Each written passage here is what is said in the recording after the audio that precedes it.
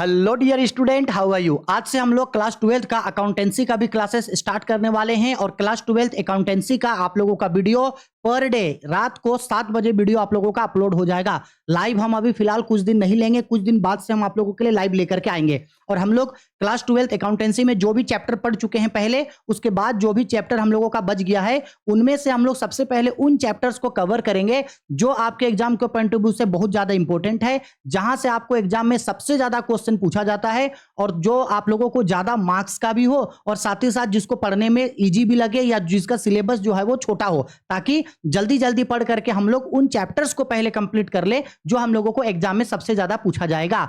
Same इसी pattern में हम लोगों का क्लास 12 का पार्ट बी का एक सबसे इंपॉर्टेंट चैप्टर है केस फ्लो स्टेटमेंट, जिसको रोकड़ प्रवाह विवरण बोला जाता है। तो सबसे पहले हम लोग इसी चैप्टर को आज से स्टार्ट करने वाले हैं। कंटिन्यूसली इसके ऊपर वीडियो आएगा और आपके वीडियो में जितने भी केस फ्लो स्टेटमेंट के क्वेश्चंस हैं, सारे क्वेश्चन हम लोग कंप्लीट करेंगे, क्योंकि ये आप लोगों के एग्जाम में, चाहे आप झारखंड बोर्ड के स्टूडेंट हैं, चाहे बिहार बोर्ड के स्टूडेंट हैं या किसी भी अदर बोर्ड के स्टूडेंट हैं, केस फ्लो स्टेटमेंट यानी रोकड़ प्रवाह विवरण से आपको क्वेश्चन हर साल पूछा जाता है। अगर मेरा यकीन ना हो तो प्रीवियस ईयर के क्वेश्चन पेपर को निकाल के देख लो। केस फ्लो स्टेटमेंट 100% आपको 5 से 7 नंबर का दिखेगा ही दिखेगा, और ये बहुत ज्यादा बड़ा या बहुत ज्यादा लंबा भी नहीं है, इसलिए हम लोग इसको सबसे पहले कवर करने वाले हैं आज से। तो आखिरकार केस फ्लो स्टेटमेंट होता क्या है, जिसको हम लोग रोकड़ प्रवाह विवरण बोलते हैं। आज इसका पार्ट 1 है। आज हम लोग इसका पूरा बेसिक कॉन्सेप्ट को पढ़ेंगे, यानी केस फ्लो स्टेटमेंट क्या होता है, रोकड़ प्रवाह विवरण क्या होता है, क्यों बनाया जाता है, कैसे बनाया जाता है, केस फ्लो स्टेटमेंट कितने टाइप्स के होते हैं, इसको बनाने का कितना मेथड्स होता है, हर एक चीज के बारे में हम लोग इस वीडियो में डिस्कस करेंगे। ठीक है, चलो अब हम लोग सबसे पहले ये बात करते हैं कि आखिरकार केस फ्लो स्टेटमेंट का मतलब होता क्या है। अब एकदम अच्छा से समझना और मेरे साथ साथ कॉपी पेन लेकर के रखना और मेरे साथ साथ आप भी चीजों को लिखा करना। ठीक है, हम लोग पढ़ रहे हैं आपका केस फ्लो स्टेटमेंट। तो ये जो हम लोगों का केस फ्लो स्टेटमेंट होता है, जिसको हिंदी में बोला जाता है आपका रोकड़ प्रवाह विवरण। रोकड़ प्रवाह विवरण।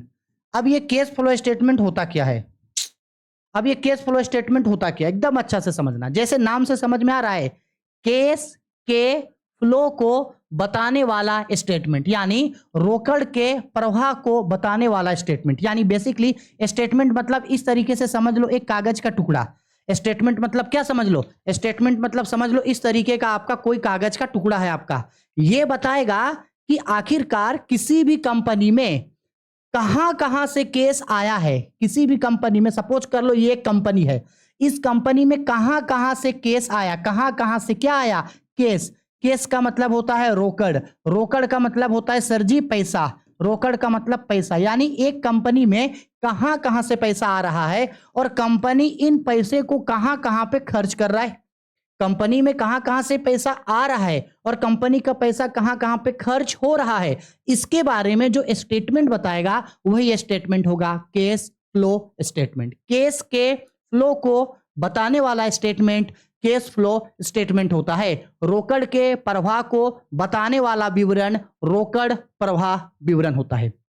कोई भी कंपनी ले लो ना, हर कंपनी को कई सारे जगहों से पैसा मिलता है, केस मिलता है, और कंपनी कई जगहों पे पैसा को खर्च करता है। तो एक कंपनी में कहां कहां से केस आया और एक कंपनी का केस कहां कहां पे गया और लास्ट में कितना केस बच गया, कहां कहां से केस आया और कहां कहां पे केस गया, ये बताने वाला स्टेटमेंट केस फ्लो स्टेटमेंट कहलाता है। इसमें सब चीज को दिखाता है, जहां जहां से कंपनी को केस आ रहा है उन सबको भी दिखाएगा और जहां जहां कंपनी का केस जा रहा है उसको भी दिखाएगा। इसी को बोलते हैं केस फ्लो स्टेटमेंट। ठीक है, अब एक बात याद रखना, कहीं से भी कंपनी के यहां जो भी केस आएगा, कहीं से भी कंपनी के पास जो केस आएगा, उस ये मान लो एक कंपनी है, कंपनी में जहां से भी केस आ रहा है उसको बोला जाता है इनफ्लो। क्या बोला जाता है उसको, इनफ्लो। इनफ्लो, कहीं से भी केस आएगा उसको इनफ्लो बोलेंगे, और कंपनी का पैसा जहां भी खर्च होगा उसको हम लोग बोलेंगे आउटफ्लो। क्या बोलेंगे हम लोग, इनफ्लो और आउटफ्लो। समझ में आया। यानी पूरा का पूरा केस फ्लो स्टेटमेंट, ये जो चैप्टर है, इसमें हम लोगों को केस के इनफ्लो को दिखाना है और साथ ही साथ हमको क्या दिखाना है, केस के आउटफ्लो को दिखाना है। बस यही चीज को दिखाना है कि एक कंपनी में यहां यहां से केस आ रहा है और यही दिखाना है कि एक कंपनी का केस यहां यहां पे जा रहा है। आया समझ में। ठीक है, यानी अब हम लोग बात करते हैं कि सपोज कर लो हम लोगों का ये एक कंपनी है, सपोज कर लो रेंडमली मान लेते हैं हम लोगों का क्या है, ये एक कंपनी है। चलो हम लोगों का क्या है, कोई एक कंपनी है ये। सपोज कर लो कंपनी को नाम रख दे रहे हैं ABC लिमिटेड, ये हम लोगों का एक कंपनी है। तो इस कंपनी में कई जगहों से केस आ सकता है। तो इस कंपनी में जहां से भी केस आएगा, जहां से भी क्या आएगा, केस आएगा, उसको हम लोग क्या बोलेंगे, उसको हम लोग बोलेंगे इनफ्लो। इनफ्लो जहां से भी केस आएगा या जिसको बोलेंगे सोर्सेस। और देखो हिंदी वाले बच्चों, अगर आप लोग ये बोलोगे कि सर इनफ्लो का मतलब हिंदी में समझाओ या सोर्सेस का मतलब हिंदी में समझाओ, तो अकाउंटेंसी इतना हिंदी में मत पढ़ो, क्योंकि आगे कोई काम नहीं देगा। क्योंकि आप खुद भी सोचो ना, अकाउंटेंसी में जो भी क्वेश्चन बनाते हैं वो हम लोग इंग्लिश में ही ना बनाते हैं। बस इसका थ्योरी हम आप लोगों को हिंदी इंग्लिश में दे देंगे, लेकिन पढ़ना सबको इंग्लिश में ही है। समझ में आ रहा है, थ्योरी हिंदी इंग्लिश में दे देंगे। तो एक होता है इनफ्लो जिसको बोलते हैं सोर्सेस, और दूसरा होता है कंपनी में पैसों का आउटफ्लो जिसको बोलते हैं एप्लीकेशन या यूजेज। एप्लीकेशन या यूजेज, जहां कंपनी का पैसा खर्च होगा। अब हमको थोड़ा सा सोच के बताओ आप कि एक कंपनी को कहां कहां से केस मिल सकता है, एक कंपनी के यहां कहां कहां से केस आ सकता है। यानी थोड़ा सा बस हमको बताओ इनफ्लो एक कंपनी में कहां कहां से केस आ सकता है। सर कई सारा ऐसा सोर्सेस है जहां से कंपनी का केस आ सकता है। जैसे सबसे पहले अगर कोई भी कंपनी कहीं से लोन लिया होगा तो लोन से पैसा आएगा, ठीक है। अच्छा सर, लोन से पहले कंपनी का मालिक अपना भी तो पैसा लगाया होगा कंपनी में, जिसको हम लोग बोलते हैं ओनर इक्विटी। क्या बोलते हैं, ओनर इक्विटी, यानी मालिक का पूंजी, ठीक। इसके बाद हो सकता है कि कंपनी कहीं से लोन लेकर के आया होगा, हाँ सर बिल्कुल, बैंक से लोन लेकर के आया होगा, या तो फिर किसी दूसरे से उधार मांग के लाया होगा जिसको हम लोग बोलते हैं क्रेडिटर्स। बिल्कुल सही है, कहीं से उधार मांग के लाया होगा। या ये भी हो सकता है कि सर कंपनी कोई फिक्स एसेट बेचा होगा, बेच करके उसको पैसा मिला होगा कहीं से, जिसको हम लोग बोलते हैं सेल्स ऑफ फिक्स्ड एसेट। कहीं फिक्स एसेट बेच के वो पैसा लाया होगा, बिल्कुल सही। या तो फिर हो सकता है कंपनी मार्केट में शेयर या डिवेंचर इशू किया होगा और शेयर या डिवेंचर इशू करके कंपनी को पैसा मिला होगा, हाँ सर हो सकता है। तो कंपनी हो सकता है कर सकता है इशू ऑफ शेयर्स या issue of debentures. Issue of debentures, share debentures क्या होता है इसको हम आने वाले क्लासेस में डिस्कस करेंगे। शेयर इशू कर सकता है, हाँ सर कर सकता है। डिवेंचर्स इशू कर सकता है, सर बिल्कुल कर सकता है। तो ये कंपनी का कुछ कुछ सोर्स है। और सर और भी कई सारे सोर्स है, एक मिनट, हाँ और भी कई सारे सोर्स है। क्रेडिटर्स, क्रेडिटर्स नहीं लिखते हैं यहाँ पे, लिखते हैं, रुको एक मिनट, यहाँ पे लोन होगा ना, शॉर्ट टर्म लोन, यहाँ पे चलो शॉर्ट टर्म लोन होगा कंपनी का, जो कंपनी टेकन किया होगा कहीं से। और भी सर कोई हो सकता है कंपनी का कोई डेटर्स था, उससे पैसा मिला होगा, received from debtors, received from debtors, sir debtors से कंपनी को पैसा मिला होगा। और भी बहुत सारा एटसेट्रा, बहुत सारा ऐसा सोर्सेस है जहां से कंपनी को केस मिला होगा, बिल्कुल। अच्छा, कंपनी पैसा कहां कहां पे खर्च किया होगा। आउटफ्लो का मतलब है कंपनी का पैसा खर्च हुआ होगा, कहां कहां खर्च हुआ होगा। तो सबसे पहले तो अगर लोन लिया होगा कंपनी, तो लोन का पेमेंट कराया होगा कंपनी, यानी कि repayment of loan, repayment of loan. Company loan का पैसा दिया होगा, वापस तो चला गया होगा। इसके बाद अगर कंपनी मान लो कोई फिक्स एसेट परचेज करेगा तो पैसा चला जाएगा कंपनी का, परचेज ऑफ फिक्स्ड एसेट। कोई भी एसेट खरीदेगा तो पैसा चला जाएगा। इसके बाद सपोज कर लो कंपनी अगर शेयर या डिवेंचर बेचा था तो इसका पेमेंट भी तो करेगा, हाँ करेगा। अगर मान लो कि शेयर और डिवेंचर का पैसा रीपेमेंट कर दिया, क्या कर दिया, रीपेमेंट कर दिया, repayment of shares and debentures, इसका पैसा कंपनी रीपेमेंट कर दिया। इसके बाद ऐसा भी हो सकता है कंपनी इंटरेस्ट पेड करेगा, क्या पेड करेगा कंपनी, इंटरेस्ट पेड करेगा। या जो शेयर इशू करता है उस पे वो कंपनी डिविडेंड पेड करेगा, डिविडेंड पेड करेगा। और भी बहुत सारा होगा, बहुत सारा चीज ऐसे होगा। कंपनी सैलरी दिया होगा, कमीशन दिया होगा, रेमुरेशन दिया होगा, इंटरेस्ट पेड किया होगा। कई सारा ऐसा सोर्स है जिसके वजह से कंपनी का केस चला गया होगा।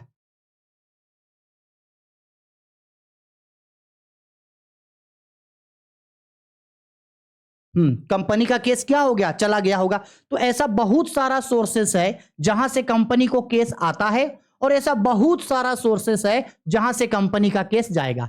तो एक ऐसा स्टेटमेंट जो ये बताए कि एक पार्टिकुलर पीरियड ऑफ टाइम, एक निश्चित समय में कंपनी को कहां कहां से केस आया है और कंपनी का केस कहां कहां पे खर्च हुआ है, इसी स्टेटमेंट को हम लोग केस फ्लो स्टेटमेंट बोलते हैं। और बेसिकली फ्लो दो तरीके का होगा, जहां से भी कंपनी को केस मिले उसको इनफ्लो बोलेंगे और जहां भी कंपनी का केस जाए उसको आउटफ्लो बोलेंगे। क्लियर है? आ गया समझ में? ठीक है, चलो स्क्रीनशॉट ले लो और एज इट इज जो जो चीज लिखवा रहे हैं कॉपी में उन सबको नोट डाउन करके रखोगे। ठीक है, मेरे साथ साथ आपको पढ़ते जाना है। अब हम लोग आगे बढ़ते हैं। अब ध्यान से समझना, ये जो हम लोगों का केस फ्लो स्टेटमेंट है, ये केस फ्लो स्टेटमेंट हम लोगों का बनता है अकाउंटिंग स्टैंडर्ड रिवाइज्ड सेक्शन 3 के रिगार्डिंग।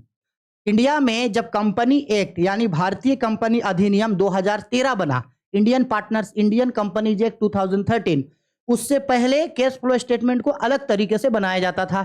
लेकिन जब 2013 में इंडियन कंपनीज एक्ट बना, उस समय कैश फ्लो स्टेटमेंट को अकाउंटिंग स्टैंडर्ड 3 में डाल दिया गया और उस समय से कैश फ्लो स्टेटमेंट बनाने का 3 अलग अलग मेथड्स होता है। अगर आपको एमसीक्यू में पूछे कि कैश फ्लो स्टेटमेंट कौन से अकाउंटिंग स्टैंडर्ड में आता है, तो बोल देना अकाउंटिंग स्टैंडर्ड 3 में।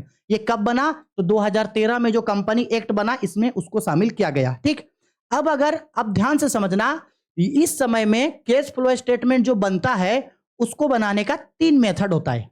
कैश फ्लो स्टेटमेंट बनाने का कितना मेथड? 3 मेथड होता है। अच्छा से समझना, अच्छा असली खेला यही खेलना है। कैश फ्लो स्टेटमेंट बनाने का कितना मेथड होता है? 3 मेथड्स होता है। कौन कौन होता है 3 मेथड गुरुजी? चलो देखो अच्छा से समझना, कैश फ्लो स्टेटमेंट बनाने का 3 मेथड कौन कौन होता है। क्या हो रहा है? पेन एक्सेप्ट ही नहीं कर रहा है कलर। कैश फ्लो स्टेटमेंट बनाने का कैश फ्लो स्टेटमेंट बनाने का 3 मेथड।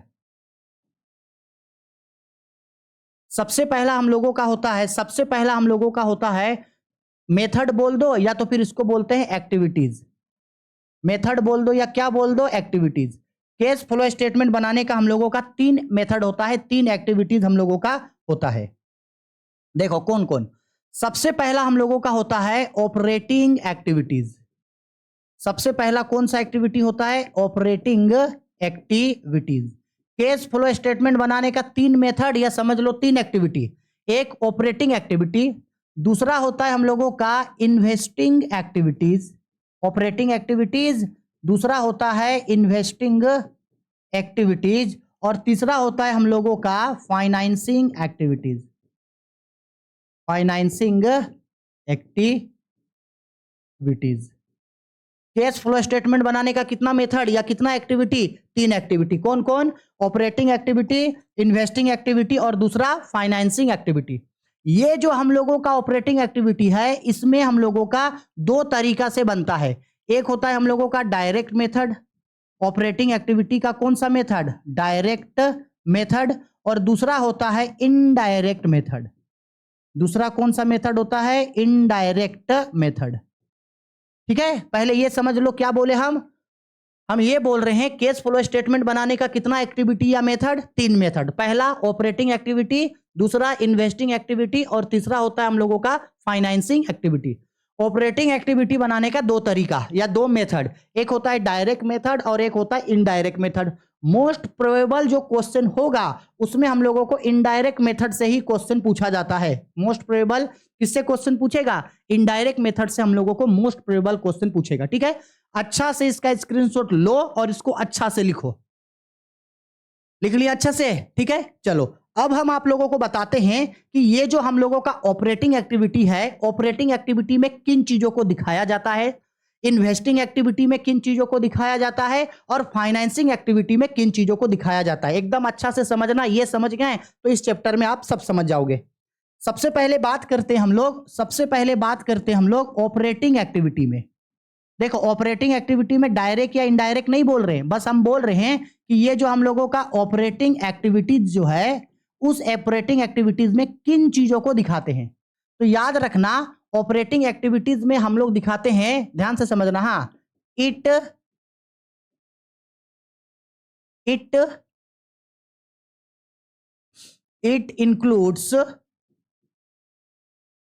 इंक्लूड्स मतलब इसमें किन किन चीजों को दिखाते हैं? It include profit and loss. सबसे पहले तो इसमें प्रॉफिट एंड लॉसेस को दिखाते हैं। It include profit and losses comma, it include profit and losses comma current assets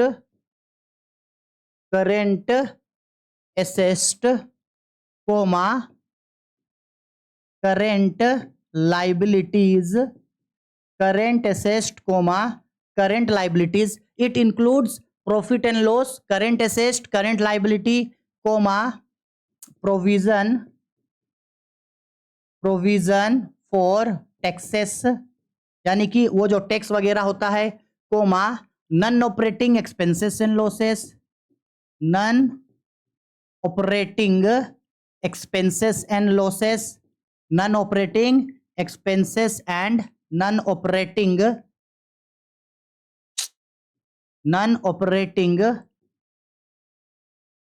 expenses and losses, non-operating income and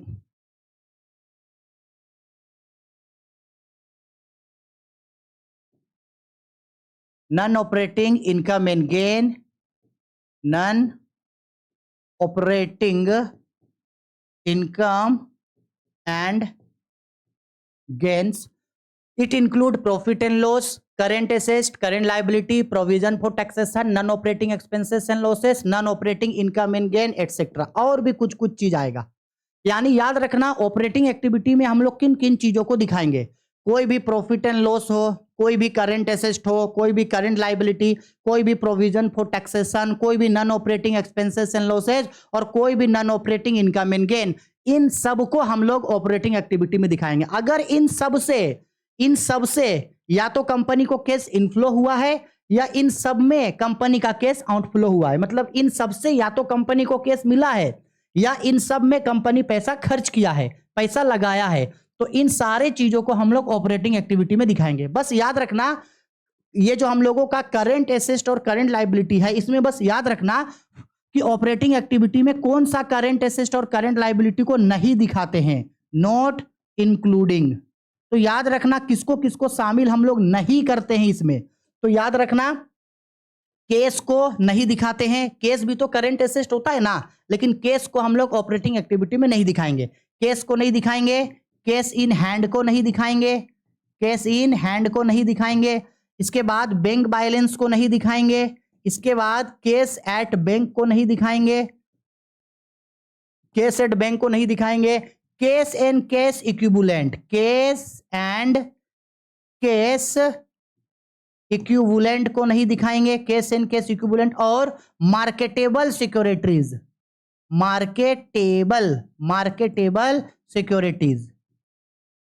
marketable securities, इन सब चीजों को हम लोग ऑपरेटिंग एक्टिविटी में नहीं दिखाएंगे।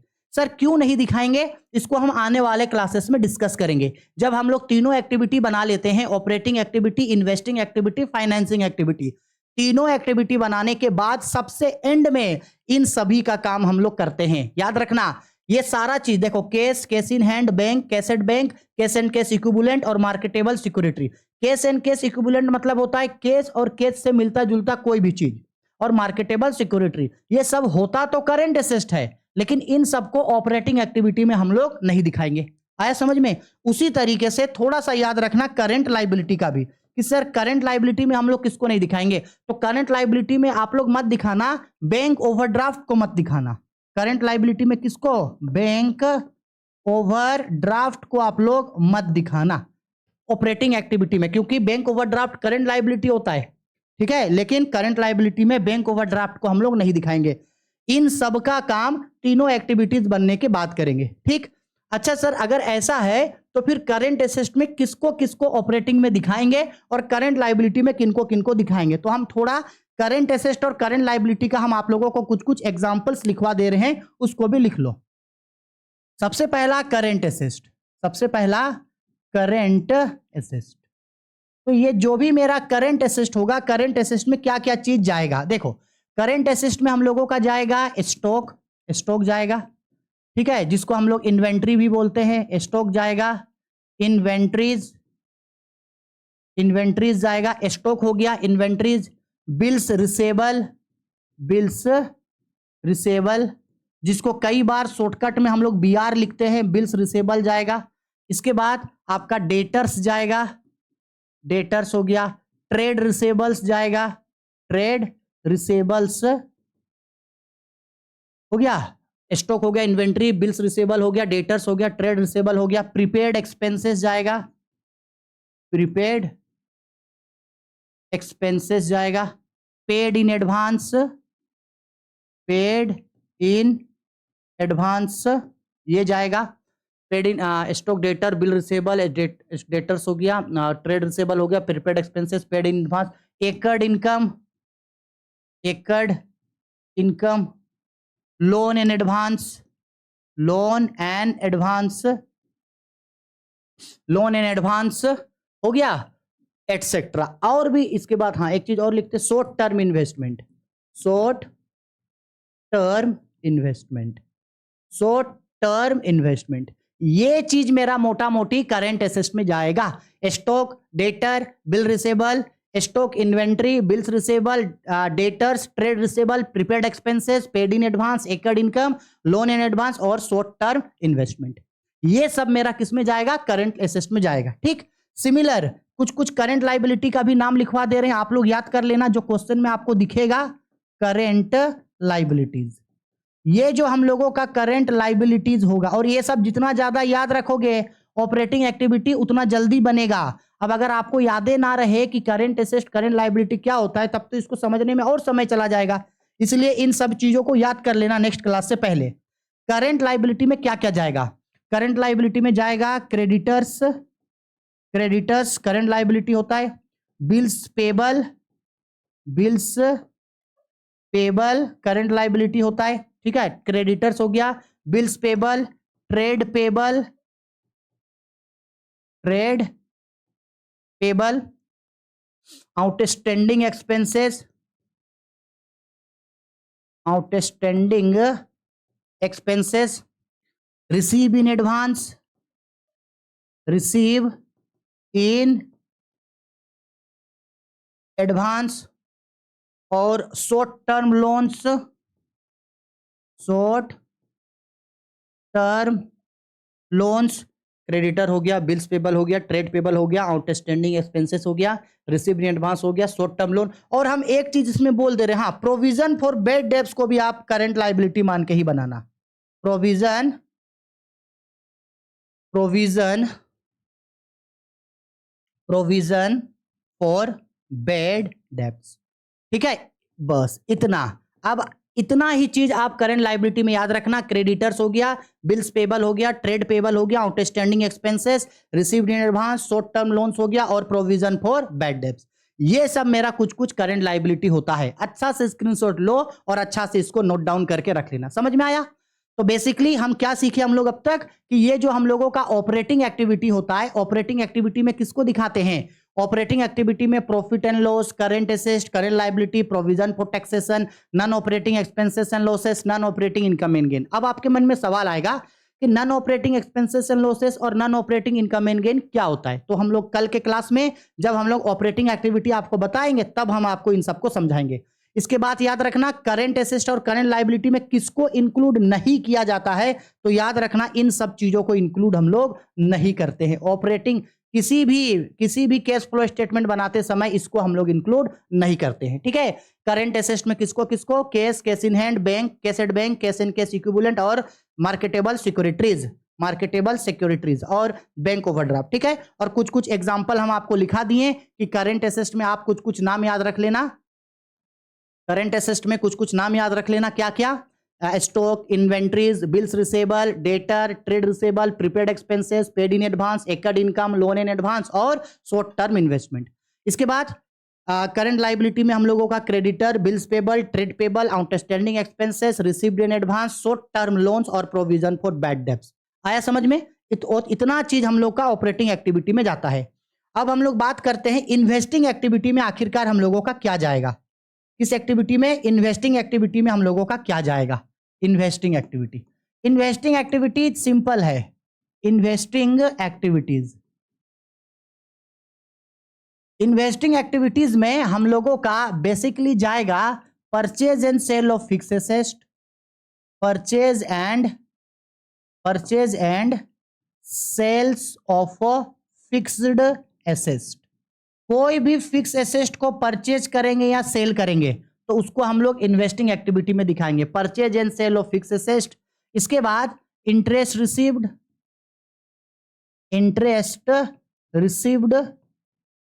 रेंट रिसीव्ड, डिविडेंड रिसीव्ड, बस इतना ही चीज मेरा ऑपरेटिंग इन्वेस्टिंग एक्टिविटी में जाएगा। क्या क्या? Purchase and sale of fix asset, interest received, rent received, dividend. इसमें मेन चीज ये याद रखना, ये चीज फिक्स एसेट याद रखना। फिक्स एसेट का काम हम लोग इन्वेस्टिंग एक्टिविटी में करते हैं। बस हो गया, अभी इतना ही याद रखो, ठीक है। इसके बाद हम लोग अब नेक्स्ट बढ़ते हैं। अब आते हैं फाइनेंसिंग एक्टिविटी में क्या जाएगा। तो भाई फाइनेंसिंग एक्टिविटीज में भी आपको बहुत सारा चीज याद रखने का जरूरत नहीं है। फाइनेंसिंग एक्टिविटी में किन किन चीजों को दिखाते हैं, तो फाइनेंसिंग एक्टिविटीज में हम लोग दिखाते हैं, फाइनेंसिंग एक्टिविटी में हम लोग दिखाते हैं shares, debentures, share, financing activity में दिखाते हैं shares, debentures, loans, bonds etcetera. कोई भी शेयर, डिवेंचर, लोन या बॉन्ड्स, इन सब का काम हम लोग फाइनेंसिंग एक्टिविटी में करेंगे। फिर चाहे share, debenture, loan, bonds in सबको या तो इश्यू किए हैं मतलब बेचे हैं, या तो फिर चाहे इन सब का हम लोग पेमेंट किए हैं यानी कि रिडम्पशन किए हैं। पेमेंट किए हैं यानी क्या किए हैं? रिडम्पशन। इन सब चीजों को हम लोग दिखाते हैं। बस आपको इतना याद कर लेना है। क्या सीखे हम लोग? कैश फ्लो स्टेटमेंट क्या होता है? तो बेसिकली कैश फ्लो स्टेटमेंट एक ऐसा स्टेटमेंट होता है जो ये बताता है कि एक कंपनी को एक निश्चित समय में कहां कहां से कैश आया यानी कैश का इनफ्लो, और कहां कहां पे कैश गया यानी कैश का आउटफ्लो। एक ऐसा स्टेटमेंट जो एक कंपनी का एक निश्चित समय में एक पार्टिकुलर पीरियड ऑफ टाइम में कैश के इनफ्लो और कैश के आउटफ्लो को बताता है, वही स्टेटमेंट होता है cash flow statement. Cash flow statement में फ्लो दो होता है, इनफ्लो, आउटफ्लो। जहां से भी कंपनी को कैश आया उसको इनफ्लो यानी सोर्सेस ऑफ कैश बोलेंगे, और जहां भी कंपनी का कैश खर्च हुआ, कहीं गया, उसको आउटफ्लो यानी कि यूजेज ऑफ कैश यानी एप्लीकेशन ऑफ कैश हम लोग बोलेंगे। Cash flow statement accounting standard यानी लेखांकन मानक 3 के अनुसार बनाया जाता है, जो कंपनी अधिनियम यानी इंडियन पार्टनरशिप एक्ट 2013 में बना था। कैश फ्लो स्टेटमेंट बनाने का 3 एक्टिविटीज होता है। एक होता है ऑपरेटिंग एक्टिविटी, एक होता है इन्वेस्टिंग एक्टिविटी, एक होता है फाइनेंसिंग एक्टिविटी। ऑपरेटिंग एक्टिविटी बनाने का 2 मेथड होता है, डायरेक्ट और इनडायरेक्ट। इसके अलावा इन्वेस्टिंग और फाइनेंसिंग का एक एक सिंपल मेथड होता है। ऑपरेटिंग एक्टिविटी में किसको दिखाते हैं? तो ऑपरेटिंग एक्टिविटी में हम लोग दिखाते हैं आपका प्रॉफिट एंड लॉस को दिखाते हैं, करंट एसेट्स को दिखाते हैं, करंट लाइबिलिटी को दिखाते हैं, non operating expenses and losses, non operating income and gain को दिखाते हैं। करंट एसेट में कौन कौन नहीं जाएगा बता दिए, करंट लाइबिलिटी में कौन नहीं जाएगा बता दिए, कुछ कुछ करंट एसेट, कुछ कुछ करंट लाइबिलिटी का एग्जांपल लिखवा दिए। ठीक, इसके बाद आते हैं इन्वेस्टिंग एक्टिविटी में। तो इन्वेस्टिंग एक्टिविटी में purchase and sale of fix asset, कोई भी फिक्स एसेट को खरीदते हैं या बेचते हैं उसको दिखाते हैं इन्वेस्टिंग एक्टिविटी में। इसके बाद interest received, rent received, dividend received, ये जाएगा इन्वेस्टिंग एक्टिविटी में। फाइनेंसिंग एक्टिविटी में क्या जाएगा? फाइनेंसिंग एक्टिविटी में शेयर्स हो गया, डिवेंचर्स हो गया, लोन्स हो गया, बॉन्ड्स हो गया, ये सब जाएगा मेरा फाइनेंसिंग एक्टिविटी में। आप चाहे तो शेयर डिवेंचर्स को इशू किए हैं यानी बेच रहे हैं, क्या किए हैं? बेच रहे हैं, या तो फिर उसका पेमेंट कर रहे हैं यानी कि रिडम्पशन कर रहे हैं। इतना ही चीज हम लोगों को याद रखना है इसके, क्योंकि अगर आपको ये पता चल गया ना कि कौन सा चीज को कौन सा एक्टिविटी में दिखाएंगे तो आपको समझने में आसानी होगा।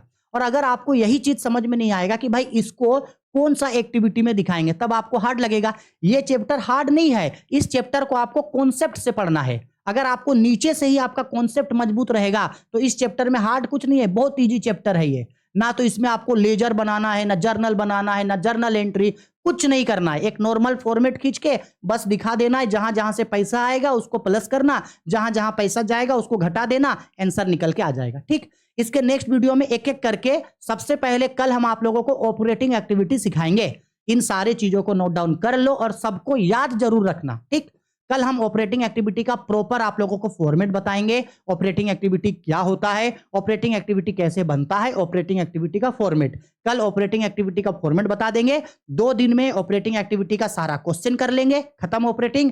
1 दिन इन्वेस्टिंग का फॉर्मेट, इसके बाद वो भी खत्म। ऐसे कर करके लगभग 6 से 7 या 8 या ज्यादा से ज्यादा, अगर बहुत ज्यादा टाइम लगे तो 10 दिन, 10 कंटिन्यू वीडियो आएगा और ये चैप्टर खत्म हो जाएगा। और 100% इस चैप्टर से आपको एग्जाम में क्वेश्चन पूछेगा ही पूछेगा। है समझ में मेरा बात? ठीक है, तो मिलते हैं नेक्स्ट वीडियो में। तब तक आप लोग सारे नोट्स को कॉपी में अच्छा से नोट डाउन करके रखना। और अकाउंटेंसी का वीडियो पर डे इवनिंग में 7 बजे आपका आएगा। अगर आप झारखंड बोर्ड के स्टूडेंट हैं या बिहार बोर्ड के स्टूडेंट हैं या किसी दूसरे बोर्ड के स्टूडेंट हैं, अगर हमसे अकाउंटेंसी या आप बाकी सब्जेक्ट पढ़ना चाहते हैं, इकोनॉमिक्स हो गया, ईटीपी हो गया, तो हर सब्जेक्ट आप हमसे पढ़ सकते हैं। और ज्यादा से ज्यादा वीडियो को जरूर शेयर कर देना। ठीक है, चलो बाय, टेक केयर।